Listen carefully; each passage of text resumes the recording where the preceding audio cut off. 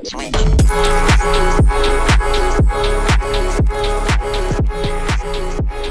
is going on, and welcome back to the Director of Football Journeyman with me, FoggyPlays, on Football Manager 21 with Angers, our second club of this journeyman, and we're starting on the contract screen because, well, our contract screen to be specific, because, as I said in the last episode, I wasn't sure if we were going to be offered a new contract, and I said I'd probably expect it in January. Well, it came on the 31st of December 2024. We signed a new 3-year deal because form was going, well, everything really was going quite well. One of my Christmas presents was a Hertha Berlin jersey, so that definitely gets seen in everything and anything that I do in the next however long this jersey survives until it falls apart.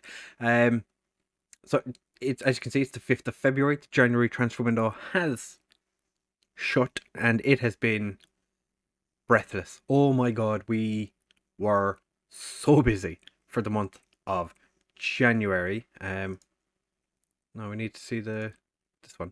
This is the one I want. So since you were here last in the game against Brest, we lost to Monaco. Or did you see the? No, you didn't see the Monaco game. We were slapped around by Monaco. They have a Nugent playing as their main striker, and he absolutely dominated us. Then against Lorient, we won 2-0. Calanteri and Torre getting goals for us. Then a very poor defeat against, at the time, 19th, I think it was, in the league, Dijon. Not ideal.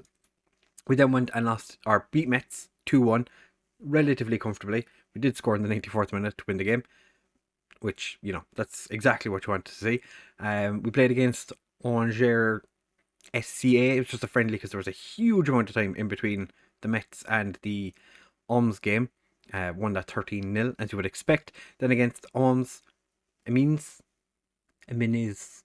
we won 4-2. Kitlano getting 2 goals in that game, and both strikers also scored. Then we played Lens.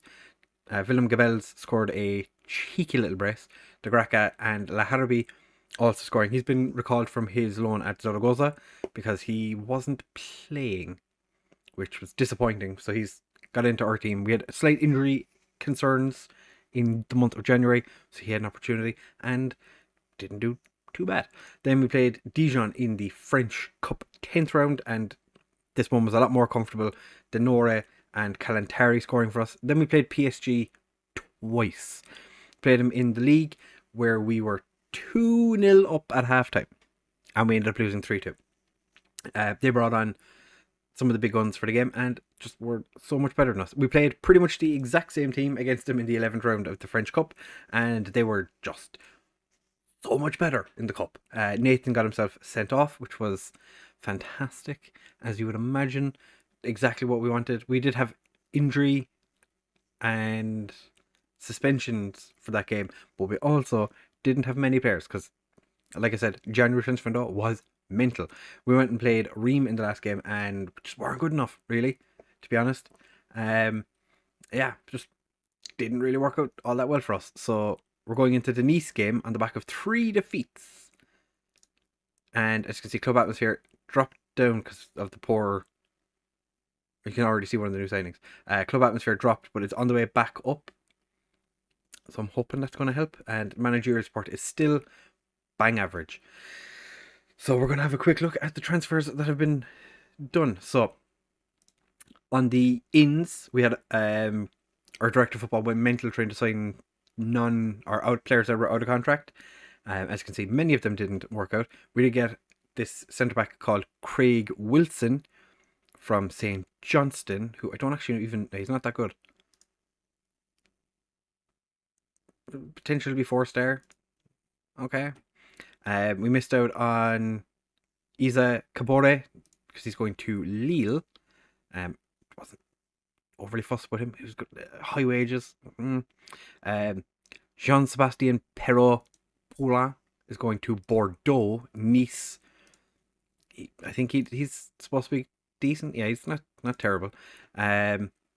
We did, however, get Lil Hadji, who, if you watched my FM20 save, we actually had this guy playing for us in our France squad.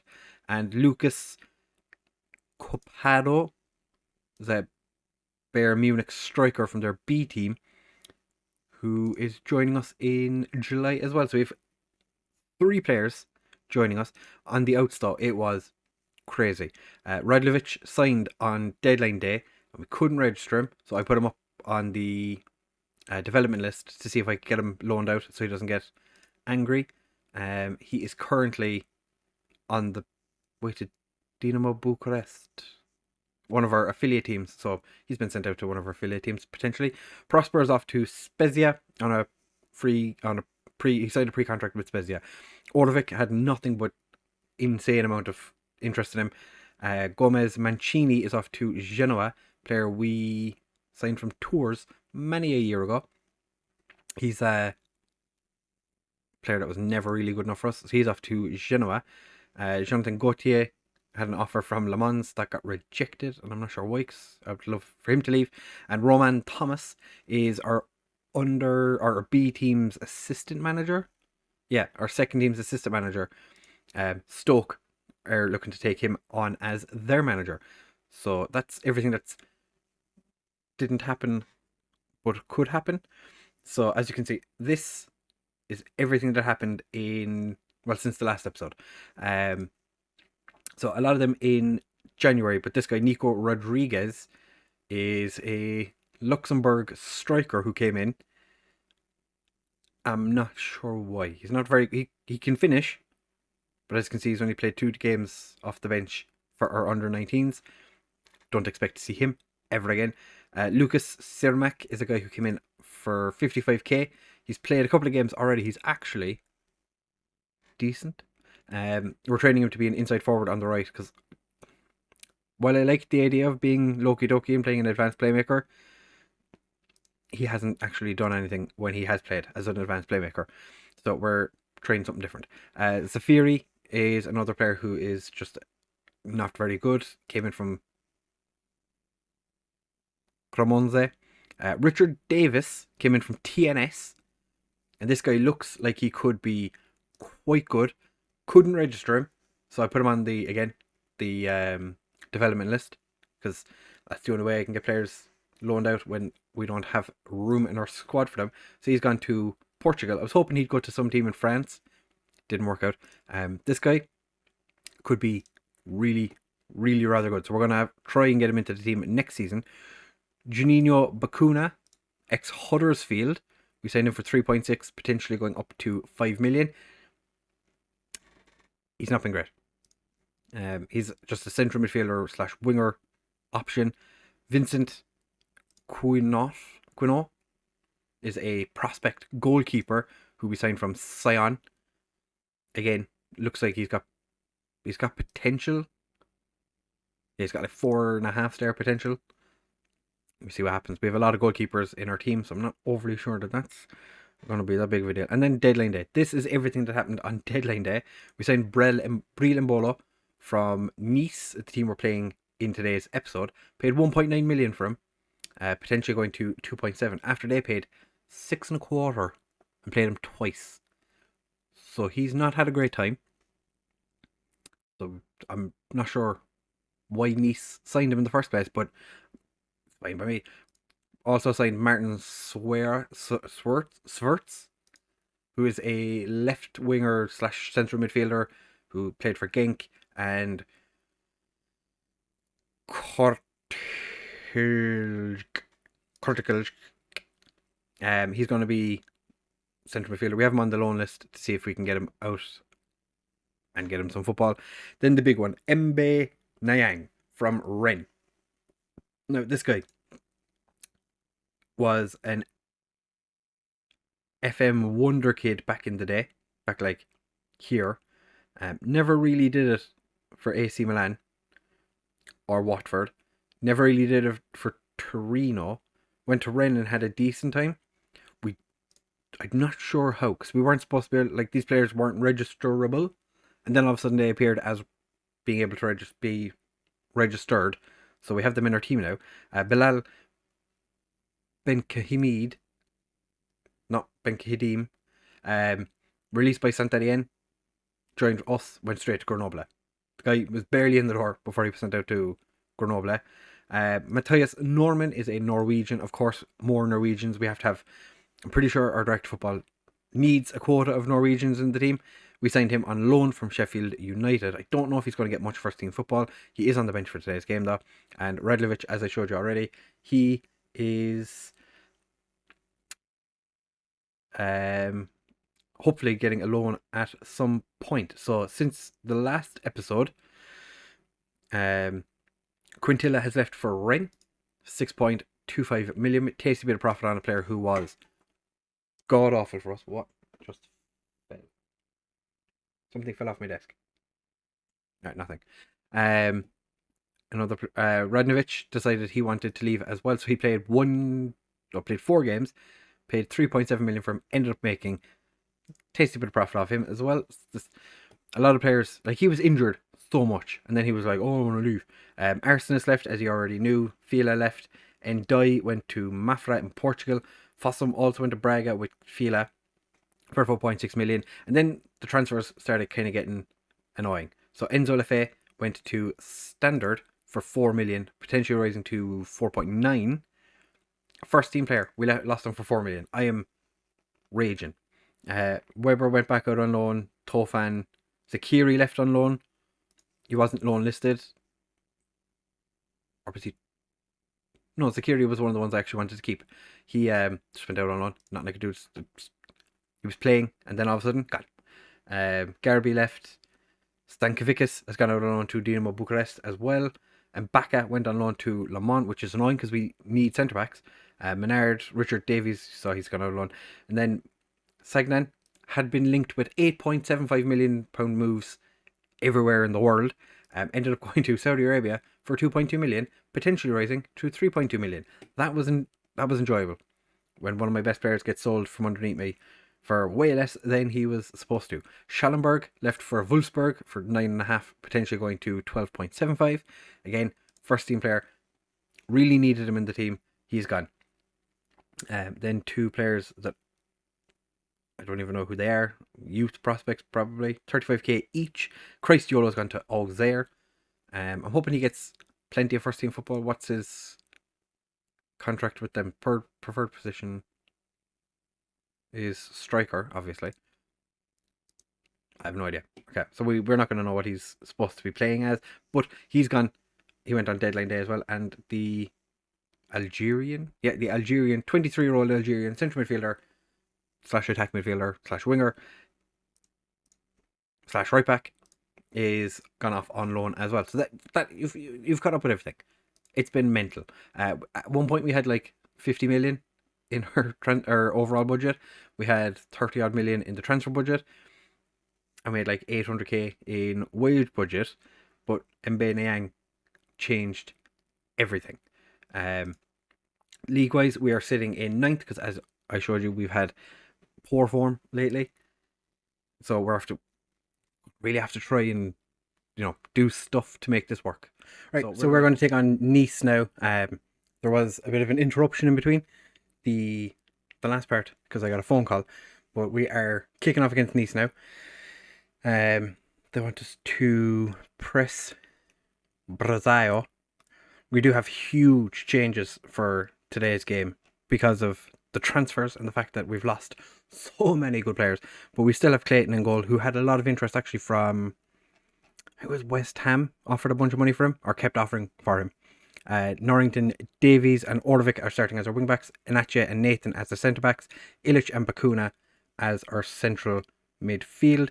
Kalantari and Chilufa as our wide men. De Graca and Toure up front.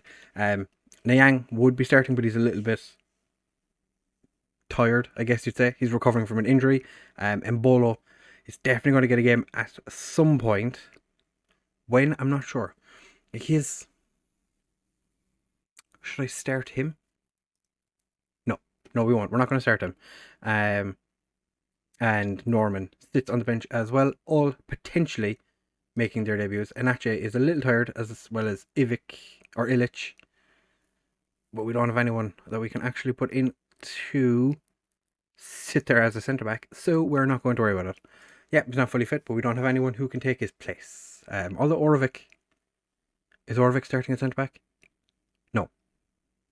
No. So Orvik might end up having to slot over to centre back to take over when Inache is too tired to keep going. So we've told the lads to go out there and end this poor run of form that we're on, because it's been far too long since we've had a win. 3 games.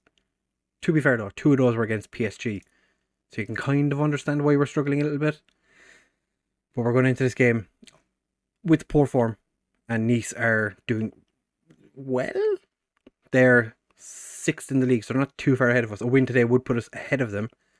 And they've been messing around in central midfield. Calantari runs forward. I'm not sure what that was, but Norrington Davies picks up the cleared ball, whips it across, and De Graca, 21st of the season. De Graca, the one player I did not expect to be having such a good season, and actually had no interest in him in the January transfer window, which was something I was expecting, because he's been on such a good run of form. I thought that maybe one of the, not necessarily the top teams in any of the divisions would have come looking for him, but I would have thought that somebody would have had interest in him, but wasn't the case. De Graca couldn't win the ball. Illich wins the ball and then instantly loses it, and Nice break. Milik, who was right at the end of the transfer, and actually is giving away a penalty. Completely unnecessarily, and actually has given away a penalty. This is less than ideal.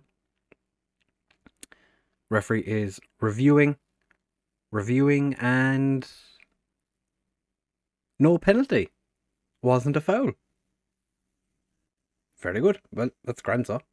They're playing 2 DMs, which is interesting. I would have thought that they would have been more kind of wanting to be on the front foot, but Nathan has scored with a header from the corner. Down here then, can they salvage anything from this game? We are not very good at holding leads, it would seem. So unless we come in the second half and absolutely dominate, I don't think we're going to win as comfortably as the game is making out. Norrington Davies with the throw, big long throw. They took it away from Stefan. Interesting that they didn't let the keeper punch or grab, or like try and punch or hold it.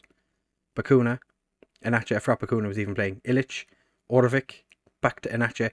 Definitely going to have to take him off half time, because he's booked and he's tired. He's very tired actually. Goes all the way back to the keeper. Just your recycle possession. Keep hold of it, or Clayton just boots it as hard as he can. Norrington Davies is onto it, who did have interest actually from Metz on loan. And Chilufa puts away a very, very sloppy bit of play from both ourselves and Nice. So it kind of pinged around in the box a little bit after Bakuna crossed over. Everyone just kind of, it was like a bunch of under 7s were playing. And Chilufa was the only one that was like, lads, I should be playing at a higher level. Brazeo with the free kick, and Rojas hits the crossbar. And it's gone behind. We are, I'm not going to say comfortable, but we are going to praise Palestri. And Clayton manages to keep a hold of it. I'm going to praise the lads just before this corner. Say, well done lads, you're doing good. Brazeo, he's very much their set piece taker. Whereas I don't think one player does kind of everything for us. We were just about to go into halftime, but now we've got another highlight. 44 and a bit minutes. There'll be 2 minutes added on after this. Stephen Bergwijn, who interestingly is playing for Nice. I would have thought that he would have been at a higher team, and he's hit the post, but it's fine. Offside. Not 100% sure that he was actually offside, but I'll take it. The assistant wants me to take off Illich as well. I don't think Illich is suffering that much. We're going to outstretched arms. Very happy with how things are going. Keep it going, lads. So yeah, Inache is very tired. So we're going to move Orvik over to that side, bring Denore on. Kalantari is struggling a little bit. Maybe if we make him an inside forward on attack. My assistants do reckon that he is better as a winger, but he can't cross, which is the only issue I see. The only issue I see with all of that is the fact that he has no ability to actually cross the ball. So I'm not going to ask him to do such a thing. We start the highlight with a free kick. De Gracca gets it to Toure. Chalufa kind of sliced it. It's destroyed his self-belief, according to the text at the bottom. Don't think that would have destroyed someone's self-belief. Definitely doesn't help. But Nice doing what they did in the first half, just kind of passing around between their DMs. Big ball forward, Clayton punches it away. Bergwijn picks it up. The ball gets blocked by Kalantari, who's very deep for an inside forward.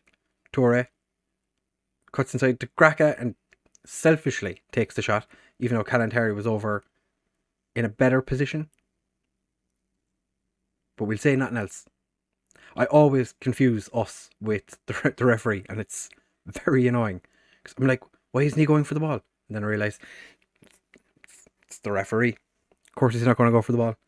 Nuno Santos, running forward, the only man there, has to take the shot, and doesn't really come of anything. So we don't have to worry about that.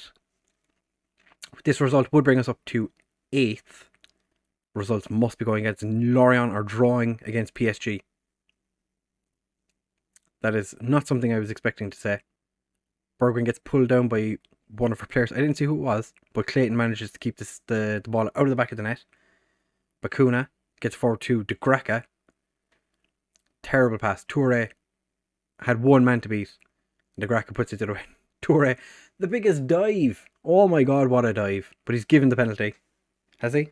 Has he given the penalty? Checking penalty review. Oh yeah, he's given the penalty. I think Illich is our penalty taker now. Not Toure stepping up to take it.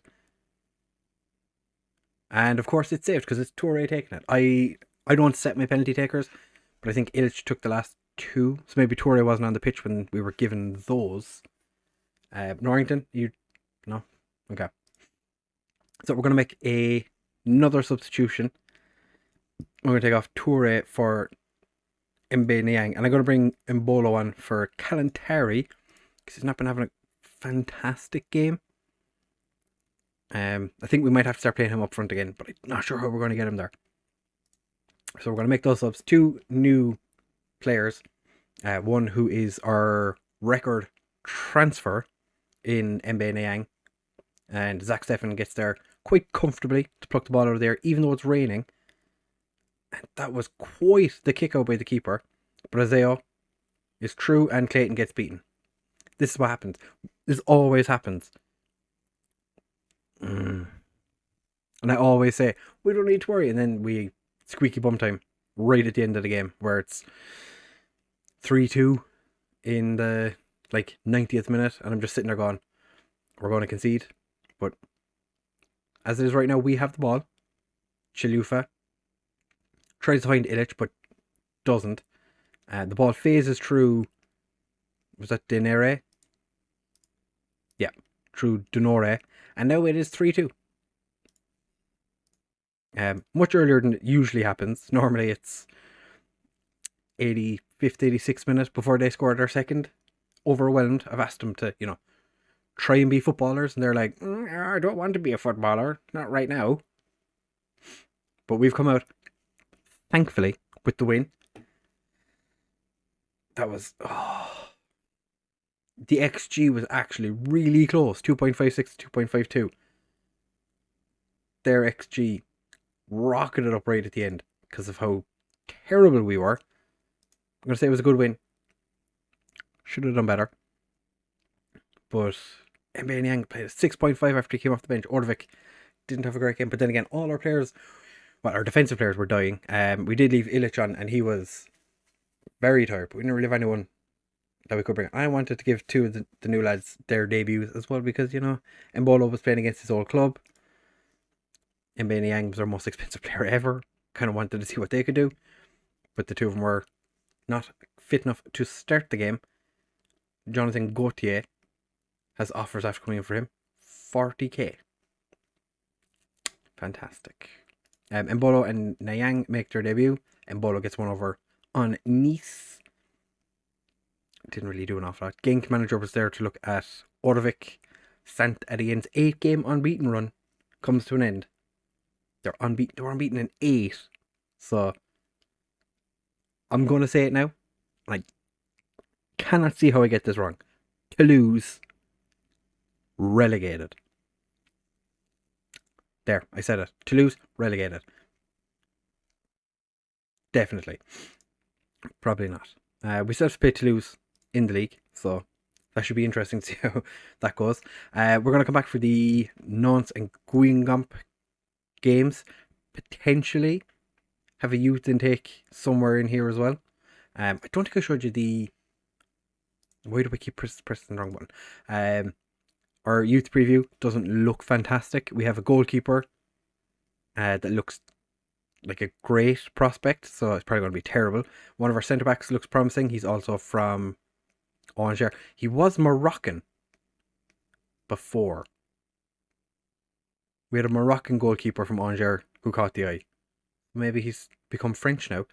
And an attacking midfielder we should keep a close eye on. We did have one player stolen away from us by Monaco.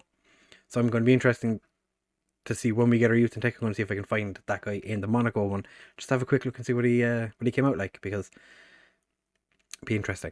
Anyway, this episode is going to have been so long. Thank you very much for watching, fellas. If you have enjoyed, please do make sure to leave a like, comment and subscribe.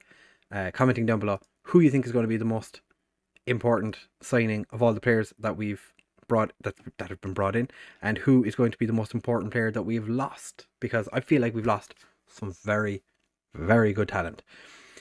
Again, thank you very much for watching, and I will see you in the next one.